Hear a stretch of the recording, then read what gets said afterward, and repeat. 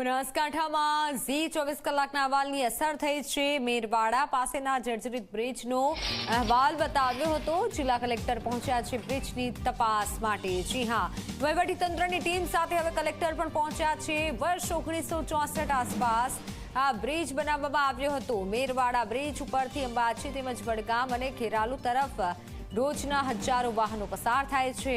Bridge પરથી પસાર થતા વાહન ચાલકોને ભય લાગતો હોવાનો અહેવાલ ઝી 24 કલાકે બતાવ્યો હતો, જે બાદ તંત્ર હવે દોડતું થયું છે। તો બ્રિજ પરથી પસાર થતા લોકોમાં ભયનો માહોલ છે। આ બ્રિજના દ્રશ્યો જુઓ, બ્રિજ કેટલો જર્જરિત હાલતમાં છે। મેરવાડા પાસેના જર્જરિત બ્રિજનો અહેવાલ ઝી 24 કલાકે બતાવ્યો હતો।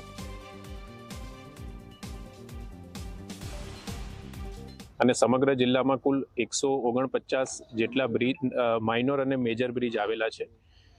આ તમામ બ્રિજમાં તાત્કાલિક ધોરણે ટીમની રચના કરી સેફટી ઓડિટ માટેની પ્રક્રિયા ચાલુ કરવામાં આવી છે। ખાસ કરીને જે ઇકબાલ ગઢ પાસે ખારા બ્રિજ આવેલો છે, એમાં થોડુંક મરમ્મતની જરૂરત હોવાથી હાલમાં ભારે વાહનોનો પ્રતિબંધ એ બ્રિજ ઉપર મૂકવા માટેની પ્રક્રિયા ચાલી રહી છે।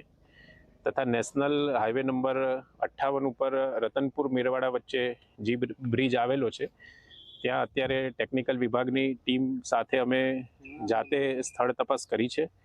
હાલમાં આ બ્રિજ ક્રિટિકલ કન્ડિશનમાં નથી એવું પ્રાથમિક દ્રષ્ટિએ જણાઈ આવે છે। આમ છતાં ડિઝાઇન સર્કલની ટીમ દ્વારા વિશેષ ટેકનિકલ ઓડિટ કર્યા બાદ આ વિશે આગળની કાર્યવાહી કરવામાં આવશે।